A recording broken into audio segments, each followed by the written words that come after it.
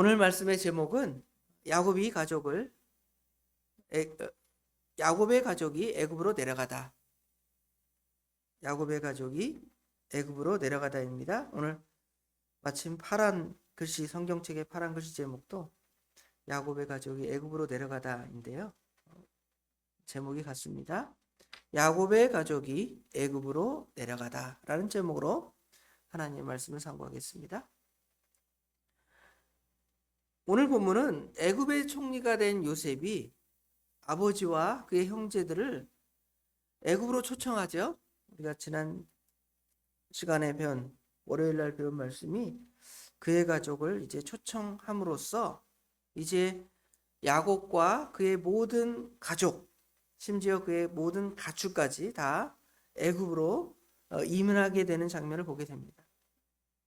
이 야곱의 가족의 이민은 과거 가나안 시대를 끝내고 이제 애굽의 시대가 열리게 됨을 보여줍니다.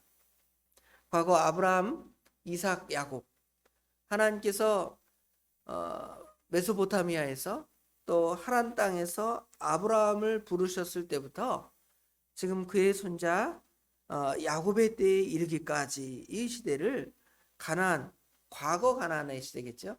물론 이제 출애굽한 후에 다시 이제 가나안 땅에 이스라엘 백성들이 정착하게 되는데, 이 과거 가나안의 시대로부터 시작해서 이제 애굽의 시대, 하나님께서 이스라엘 백성을 애굽으로 인도하시고 애굽에서 이스라엘 백성들에게 주시는 은혜를 받는 시대를 이제 애굽의 시대라 하겠습니다.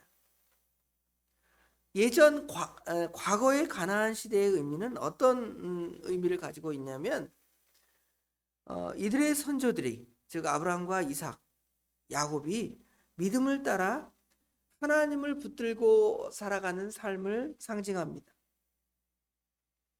아브라함이 그렇게 살았고요. 그의 아들 이삭이 그렇게 살았습니다. 또 손자인 야곱도 그와 같이 살았습니다. 물론 이들이 가나안 땅에 거주하면서 가나안 사람들에게 동화된 삶을 산 것은 아닙니다. 도리어 그들과 적응하지 못하고 오히려 하나님의 말씀을 따라 살아왔음을 우리에게 보여주는 것이죠.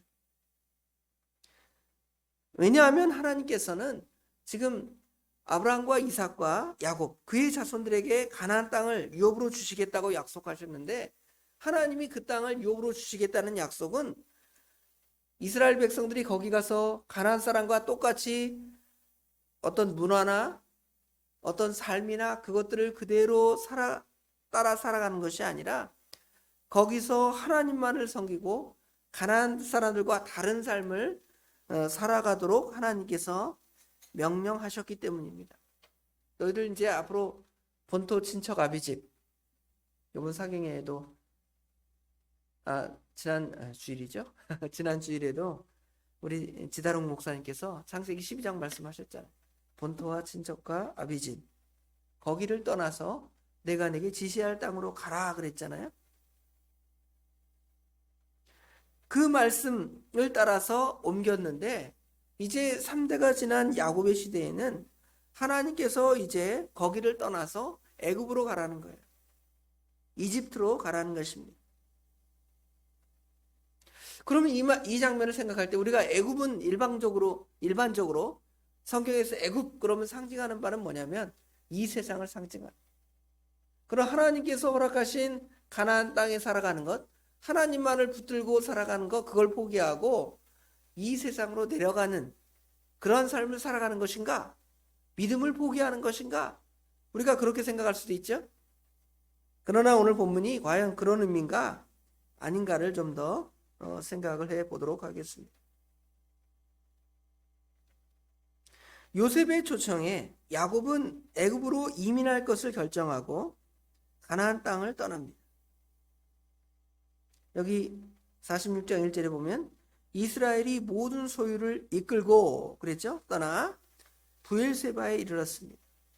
그런데 야곱은 바로 애굽으로 가지 않고 20년 만에 아들을 만나게 되는 거죠. 그러면 아들 보고 싶죠? 그러면 뭐 볼 것 없다 가자 하고 아무 생각 없이 막 갈 텐데, 그러지 않고 야곱은 애굽으로 바로 가지 않고 가나안 땅의 끝의 경계선이었던 브엘세바, 여기 브엘세바에 이르러 그랬죠. 브엘세바는 이스라엘 남쪽 땅의 끝이에요. 우리나라로 말하면 제주도나 아니면 육지로 볼 때는 무슨 남쪽으로는 부산이나 경상도 쪽으로는 아니면 전라도 쪽으로는 해남 땅끝 마을 정도가 되는 그곳에 이르러서 무엇을 하냐면 하나님께 희생 제사를 드리게 됩니다. 그의 아버지 이삭이 하나님께 희생 제사를 드리니 그랬죠. 어떤 의미의 희생 제사를 드렸을까를 생각을 하면 첫 번째로는 하나님께서 그동안 자기 아버지, 할아버지 또 자기까지 3대 살아가는 동안에 하나님께서 가나안 땅에서 그들을 지켜주신 것에 대한 감사의 제사를 하나님께 드렸을 것으로 우리가 생각이 됩니다. 거기에 더해서 과연 하나님께서 할아버지, 아버지가 이 약속의 땅을 그렇게 고난스럽게 살아오고 그 땅을 떠나지 않으려 했잖아요. 아브라함도 그 땅 떠나지 않으려고 이삭을 장가 보내야 되는데 이삭을 하란 땅이나 아니면 그전 고향 땅이었던 메소포타미아로 보내서 아내를 구하려면 이삭을 보내야 될 거 아니에요? 그런데 아브라함은 이삭을 보내지 않고 종을 보내잖아요.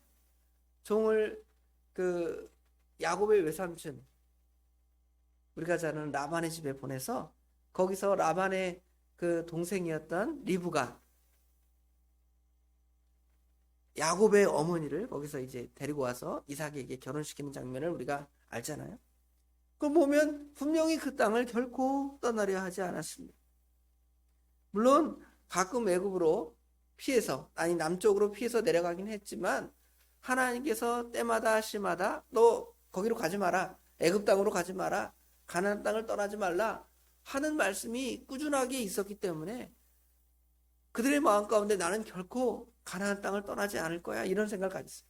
누구도 그랬을까요? 오늘 본문에 야곱도 그의 마음 안에는 결코 가나안 땅을 떠나지 않겠다 그런 생각을 갖고 있어요. 그 전에 잠시 자기 형을 피해서 도망해서 외삼촌의 집에 가 있었잖아요. 그때에도 20년 동안 자녀를 낳으면서 그렇게 살았는데 그때에도 내가 아버지의 그 집, 고향 땅에 반드시 돌아가야 되겠다 하는 그 마음에 아주 굳게 서 있었습니다. 그런데 지금 상황이 어떻게 되는 거예요? 애굽으로 갈 수밖에 없는 상황이 벌어진 거예요. 1차적으로 보면 요셉이 거기 있죠. 그 다음에 지금 5년 동안 흉년이 일어난다 그러죠. 지금 가나안 땅에 계속 있었다가는 그의 식구들이 다 어떻게 될 수 있습니까? 굶어 죽을 수도 있어요. 여러 환경은 분명히 하나님께서 이 가나안 땅을 떠나서 애굽으로 가야 한다는 것 어떤 환경이 만들어졌습니다. 그런데 그의 조상들은 거기를 결코 떠나지 않았으니까 두 개가 이렇게 충돌하는 것이죠. 그렇죠? 그럼 어떡하죠? 나는 이렇게 하나님 말씀대로 이렇게 살아왔습니다. 그런데 하나님께서 환경을 여기서 계속 살아가지 못하도록 어떤 환경을 만드실 수 있잖아요. 그렇죠? 그럼 어떻게 하겠습니까? 하나님께 예배하고 하나님께 기도해야 될 거 아니에요. 과연 하나님 뜻이 무엇인가? 그러니까 지금 야곱이 브엘세바에 이르러서 하나님께 제사하는 거예요. 우리가 여지까지 우리 할아버지 때부터 지금 여기까지 이렇게 살아온 거 감사합니다. 그런데 여지까지 우리가 이 땅 떠나지 않겠다고 다짐하고 하나님이 그렇게 명령하셨는데 지금 모든 환경은 보니까 우리가 이 가나안 땅을 떠나게 될 상황에 이르렀습니다. 하나님 어떡할까요? 하면서 마음이 좀 착잡한 거죠. 하나님의 음성이 구체적으로 아직 내려오지 않았으니까. 그래서 하나님께 기도하고 하나님께 감사 제사를 드리게 된 것입니다. 오늘 이 제사, 이 예배의 성격은 야곱의 신앙의 성숙을 보여줍니다. 지금까지 야곱은 자신이 하나님의 뜻에 일치한 삶을 살았다고 생각을 했습니다. 그렇죠? 우리가 하나님 말씀대로 열심히 살아가는 거 보면 내가 하나님 말씀대로 살아가는구나. 그런데 어떤 상황이 그 하나님 말씀 그대로를 살아가지 못하는 환경이 만들어져요. 그럼 어떻게 하겠습니까? 당황하죠? 이렇게 할까 저렇게 할까? 그런데 이번에는 이 야곱이 고민하지 않고 하나님께 뭐 하는 거예요? 하나님께 예배하고 하나님께 기도하는 거예요. 그렇죠? 그럼 하나님이 무슨 얘기 하시겠지? 정말 여지까지 붙들고 온 가나안 땅을 떠나지 말라는 게 하나님의 뜻이면 하나님이 가나안 땅을 떠나지 마라, 애굽으로 가지 말라 그러시겠지 하고 하나님께 기도하는 거예요. 아니면 반면에 하나님께서 무슨 이유를 들어서 너 가나안 땅 떠나야 된다 이렇게 분명히 말씀하실 수도 있겠구나 하고 그 믿음이 이제 성숙한 거예요. 과거에는 자기 믿음, 내가 이렇게 해야 하나님을 잘 섬기는 거야 하고 그 틀을 만들어 놓고 그 틀과 이 환경이 서로 맞지 않으면 어쩔 바를 모르는 그런 상황이었는데, 이제는 하나님의 뜻대로만 살아가겠습니다 하고 하나님께 기도하고 하나님께 예배하니까 하나님께서 어떻게 하실까요? 하나님께서 답을 주시죠. 하나님이 답을 주십니다. 이러한 예배와 기도를 통하여 하나님으로부터 명백한 답을 얻게 되는 것이죠. 그 명백한 답을 여기 2절부터 쭉 나오죠. 그날 밤에 하나님께 이런 희생 제사를 드리니까 그 밤에 하나님이 이상 중에 이스라엘에게 나타나 말씀하시기를, 야곱아 야곱아, 야곱을 부르시는 거예요. 그렇죠? 그러면서 말씀하시기를, 야곱이 하나님 내가 여기 있습니다 하고 야곱이 대답을 하니까 하나님이 3절에 말씀하십니다. 하나님이 이르시되 나는 하나님이라 네 아버지의 하나님이니 애굽으로 내려가기를 두려워하지 말라. 지금 자기 마음에는 지금 분명히 가나안 땅에 살아야 되겠는데 환경은 지금 애굽으로 가야 될 상황이에요. 그런데 갈까 말까 고민하는데 하나님께서 뭐라 그래요? 애굽으로 내려가기를 두려워하지 말라라는 뭐가 들립니까? 하나님의 음성이 들리는 것이죠. 하나님의 말씀이 들려지는 것입니다. 하나님께서 이런 혼잡한 상황, 내가 이래야 되는가 저래야 되는가라는 그 고민의 상황에서 하나님께서 명확한 뜻을 이렇게 답을 명쾌하게 해주시는 거예요. 애굽으로 내려가라, 이게 하나님의 뜻이다, 이렇게 가르쳐 준 것입니다. 이것은 영적인 패배가 아니라는 것입니다. 일반적으로 애굽에 내려가는 것은 영적으로 어떻게 보면 패배하고 실패하는 거예요. 과거 우리 그 나오미 이야기하죠. 룻기에 나오는 나오미와 나오미의 그 두 아들, 그 다음에 나오미의 전 남편이었던 엘리멜렉이 애굽 이 벳레헴 땅에 흉년이 드니까 어디로 갔죠? 모압 땅으로 갔잖아요. 그때는 하나님께 기도하고 갔을까요? 흉년이 오니까 여기서 있다가는 굶어 죽겠다. 그런데 저쪽 그 모압의 땅에는 들리는 소문에 보니까 흉년이 안 들고 아주 먹을 것이 많다는 소문이 들리니까 그냥 이사를 간 거예요. 그러다 보니까 그 룻기에 보면 하나님이 나오미를 징계하시죠. 그렇죠? 그래서 남편도 죽고 두 아들도 죽고 결국 이제 자기하고 결혼시켰던 두 며느리만 남게 되잖아요.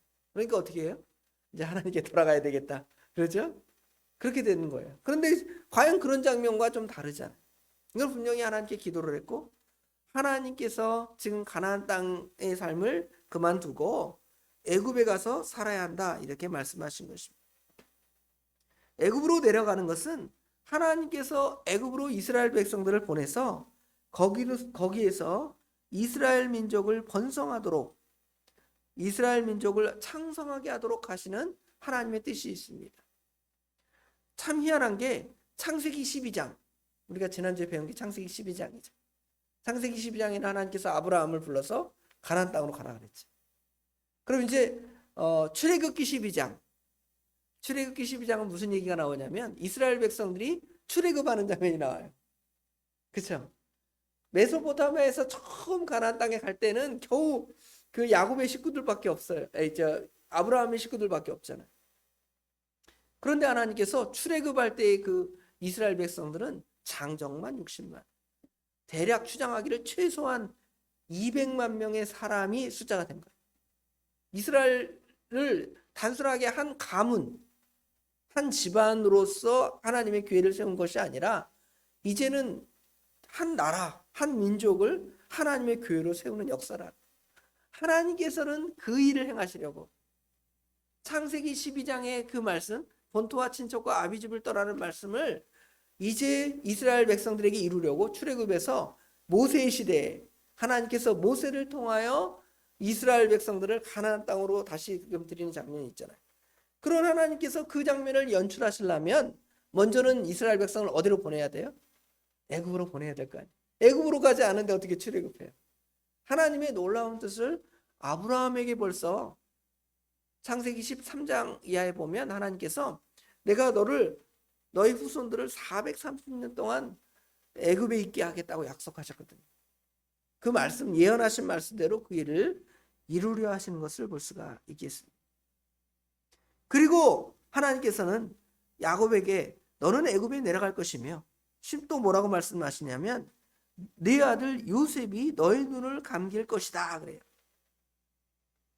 여기 지금 내 아들 요셉이 너의 눈을 감게 한다는 그 말씀은 무엇을 뜻하냐면 하나님께서 이제 언약을 통하여 언약을 계승하는데요. 아브라함, 이삭, 야곱, 그 다음에 야곱의 아들 중에 요셉을 통하여 하나님의 그 언약을 이루어갈 것을 우리에게 가르쳐 주는 것입니다. 뿐만 아니라 하나님의 나라가 우리는 생각할 때 내가 이 땅에서 이 시대에 이걸 보기를 원합니다. 예를 들어 우리 옛사랑교회가 내가 살아있는 동안 숫자가 가득 차기를 원합니다. 그렇게 기도할 수도 있잖아요. 근데 그러지 않을 수도 있습니다.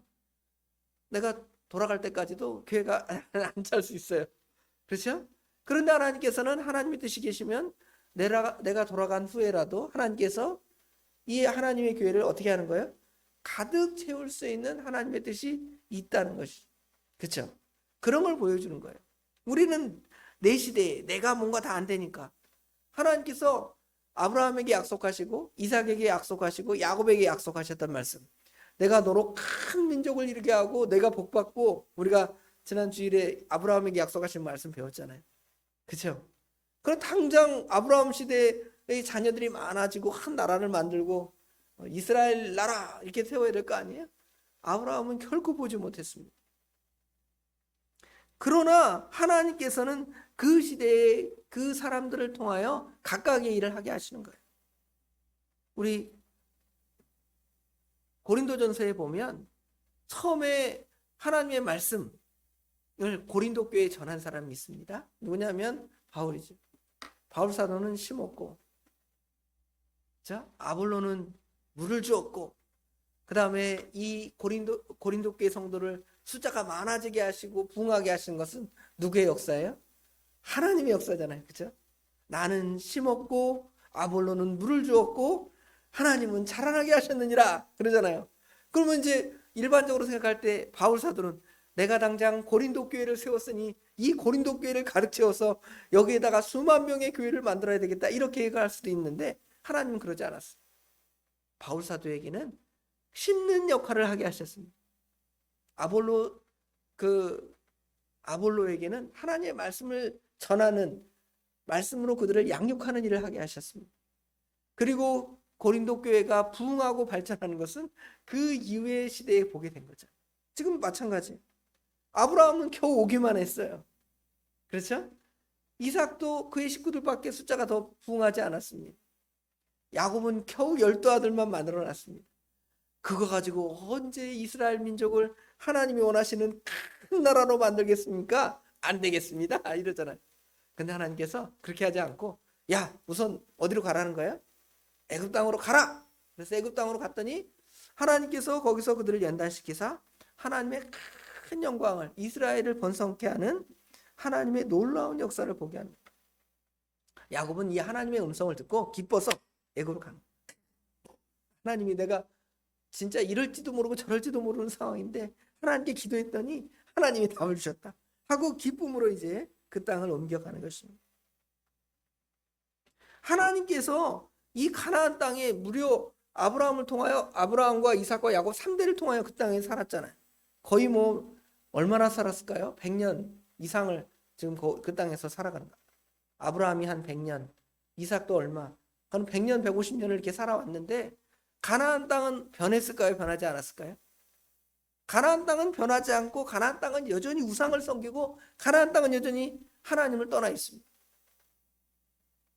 그러니까 이제 그들에게 하나님의 영원한 심판을 이제 작정하십니다. 어떻게 작정하시냐면 지금 이스라엘 민족으로는 가나안을 다 진멸할 수가 없습니다. 하나님의 뜻을 이루어갈 수 없습니다. 그러니까 하나님께서 이스라엘 민족을 번성케 하셔서 이스라엘 민족이 출애굽하죠. 출애굽해서 가나안 땅에 들어온 다음에 모세 이후에 모세의 후계자인 여호수아의 시대에 이르러서 하나님께서는 아브라함을 통해 이삭을 통해 야곱을 통해 보여준 하나님의 뜻을 가나안 땅에 펼치려 하는데 그를 대적하는 가나안 땅 사람들을 다 어떻게 하죠? 다 죽이시잖아요. 다 진멸하라. 그리고 이제 거기에 하나님의 교회를 세우라는 것이. 그 하나님의 뜻을 이루기 위해서 아브라함과 아브라함의 후손들, 야곱의 후손들, 처음에 지금 우리 여기 46장 8절부터 보면 지금 75명이래. 75명. 75명의 사람들이 가나안 사람 다 죽이고 거기에 이스라엘 민족을 세울 수 있습니까? 안 되잖아요. 그렇죠? 그러니까 하나님께서 숫자를 최소한 몇백만 명을 만들어야 될 거 아니에요. 그러니까 이스라엘 백성들을 어디로 보내는 거예요? 애굽으로 보내서 거기서 연단받게 하시고 하나님께서 그들을 거기서 창성하게 하신 다음에 그들을 끌고 와서 이제 가나안 땅을 질벌하시죠. 가나안 땅은 하나님을 거부했기 때문에 하나님의 징벌을 받을 수밖에 없습니다. 하나님을 받아들이고 하나님을 영접하는 자에게는 하나님의 생명이 있지만 하나님을 거부하는 자에게는 하나님의 심판이 이제 가나안 땅에 임해야 되겠는데 하나님이 이렇게 큰 놀라운 일을 행하시려면 이스라엘 백성을 먼저 애굽으로 보내시는 것이죠. 이제는 아브라함과 이삭과 야곱, 요셉으로 이어지는 어떻게 보면 가문적이고 가계적인 그런 하나님을 숭배하는 교회가 아니라 이제는 이스라엘 민족으로 변모되어서 수많은 사람들이 하나님을 섬기게 되는 하나님의 역사의 과정을 이 안에서 보게 될 것입니다. 아까 창세기 12장 또 출애굽기 12장 보십시오. 아브라함이 가나안 땅에 갔을 때의 장면과 이스라엘 백성들이 출애굽해서 여호수아 시대에 이르러서 이스라엘 백성들이 이 여리고성에 들어갈 때 무슨 강을 건너지? 요단강을 건너죠. 요단강을 건널 때 하나님의 그 놀라운 역사를 보십시오. 비교할 수가 없어요. 홍해를 바다를 건넌 이스라엘 백성들의 모습을 보세요. 이제 하나님께서 개인이 하나님을 섬기는 시대에서 하나님이 교회, 구약의 교회를 세우시고 하나님의 뜻을 이루시는 놀라운 그런 역사를 행하시는 것입니다. 한국교회도 그러잖아요. 처음에 한국교회 1884년에 선교사님 두 분이 들어와요. 두 분이 들어왔는데 그분 갖고 우리 한국교회가 되겠는가 그랬는데 지금 150년이 지난 지금에는 이 대한민국의 교회가 얼마나 많이 세워졌어요. 그렇죠? 하나님의 놀라운 역사가 이렇게 나타나게 되는 것입니다. 하나님은 이제 창세기 시대의 종말을 고하고 출애굽의 시대를 이어가기 위해서 그 역사 가운데서 이스라엘 백성을 어디로 보내야 돼요? 애굽으로 보내야 되죠. 그러니까 가게 하는 거야. 그러니까 이거는 애굽으로 가는 것은 실패 아니면 좌절해서 도망가는 것이 아니라 하나님의 뜻을 이루기 위해서 지금 가는 거예요. 애굽으로 가는 것이 애굽으로 내려갔다는 말이 성경에 딱 한 가지 의미로 해석되지 않는다는 걸 분명히 보여주죠. 그렇죠? 오늘 야곱의 가정이 애굽으로 내려간 이 사건을 통하여 하나님께서 이제 이스라엘을 통하여 어떠한 일을 행하실 것인가를 우리가 보면서 우리는 그 한 상황, 한 그 어떤 그 배경 그것 때문에 이 하나님이 이렇게 만들었는가? 하나님은 우리에게 영원한 소망이 없는가? 그러지 않습니다. 오늘 새벽에 우리 권사님들 다 어디 가셨는지 우리 장고사님 혼자 나오셨잖아요. 다 어디 가셨는가 그러잖아요. 그러나 하나님께서 하나님의 놀라운 역사를 행하시면 어떻게 하는 거예요? 이 자리를 채우고 그렇죠? 하나님의 은혜 역사가 쫙 나타나고 그렇죠? 이런 역사를 우리가 소망하면서 바라보면서 우리의 삶을 믿음 안에서 잘 살아가는 저희들이 되기를 주님의 이름으로 축원합니다. 기도하겠습니다. 아버지 하나님 은혜와 사랑을 진심으로 감사합니다. 지난주에는 이번 주에는 하나님께서 사경회를 통하여 집회를 통하여 모두가 은혜 받게 하시고 또 이제 금요일 다시금 하나님께 모여 예배하며 하나님을 섬길 수 있도록 은혜를 주신 것 감사합니다. 특별히 하나님께서 이스라엘 백성들을 가나안 땅으로 먼저 아브라함을 보내셨지만 하나님께서 다시금 그들을 애굽으로 보내서 하나님의 놀라운 역사, 출애굽의 사건과 하나님의 인족을 번성케 하고 이 가나안 땅에 정말 하나님의 놀라운 역사를 행하게 하시고자 먼저 이스라엘 백성들을 애굽으로 보내십니다. 애굽으로 내려가는 것은 성경에 일반적으로 이 세상으로 내려가는 것이고 실패하는 장면으로 성경에 많이 묘사되어 있지만 오늘 본문은 실패의 역사가 아니라 하나님께서 하나님의 놀라운 일을 행하시려고 아버지 하나님 이 일을 진행하십니다. 그러나 우리는 몇백 년 후에, 앞으로 몇 년 후에 하나님의 교회나 믿음의 세계가 어떻게 변할지를 우리가 잘 모르기 때문에 그 상황마다 어떨 때는 좌절하고 어쩔 때는 실패한 것 같고 어쩔 때는 울 것 같고 넘어질 것 같은 그런 상황입니다. 그러나 우리는 그런 상황을 보는 것이 아니라 하나님께서 장차 하나님의 나라와 하나님의 교회를 위해 무슨 일을 행할 것인가를 볼 줄 아는 저희들이 되어서 시온의 영광이 빛나는 아침 찬송처럼 하나님께서 하나님의 교회와 하나님의 나라를 어떻게 흥왕시킬 것인가를 아버지 하나님 바라볼 수 있도록 도와주시옵소서. 대한민국이 지금은 이렇게 번성하여 하나님의 은혜를 받는 땅이 되었지만 아버지 하나님, 하나님을 떠나고 교회가 약해지는 시대가 또 도래할지 모릅니다. 그럼에도 이 땅이 실패하지 않는 것은 하나님께서 그 촛대를, 하나님의 교회의 촛대를 옮기사 또 어느 곳을 과거에 믿음이 흥왕했던 땅으로 만드실지를 우리가 모르기 때문에 우리는 그 하나님의 뜻을 바라보면서 기도할 따름입니다. 그러나 우리가 마음에 원하는 것은 하나님의 교회가 다시금 부흥하는 것이고 대한민국이 다시금 복음이 흥왕하는 것입니다.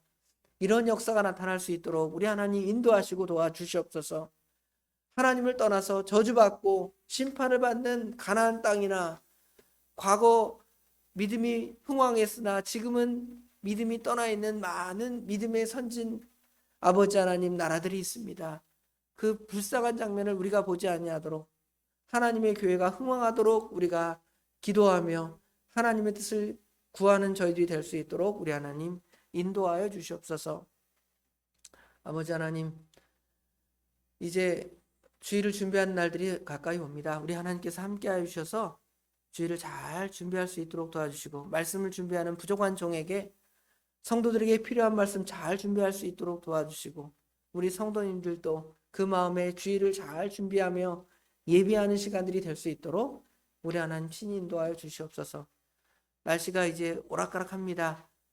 무더운 날씨를 잘 이겨나가게 하신 거 감사합니다. 그러나 홍수로 많은 피해를 본 많은 사람들도 있사오니 하나님께서 그들을 측은히 여겨주시고 경제적인 어려움이나 또 환경적인 어려움 다 주님께 맡겨놓고 이 시험을 이겨나갈 수 있도록 도와주시며 저희들은 그들을 위하여 기도하고 또 그들을 돕는 선한 마음이 저희 가운데 커질 수 있도록 우리 하나님 인도하여 주시옵소서. 오늘 하루 주님께 온전히 맡깁니다. 우리 주님께서 복되게 인도하여 주실 줄 믿사오며 예수님의 이름으로 간절히 기도드리옵나이다. 아멘.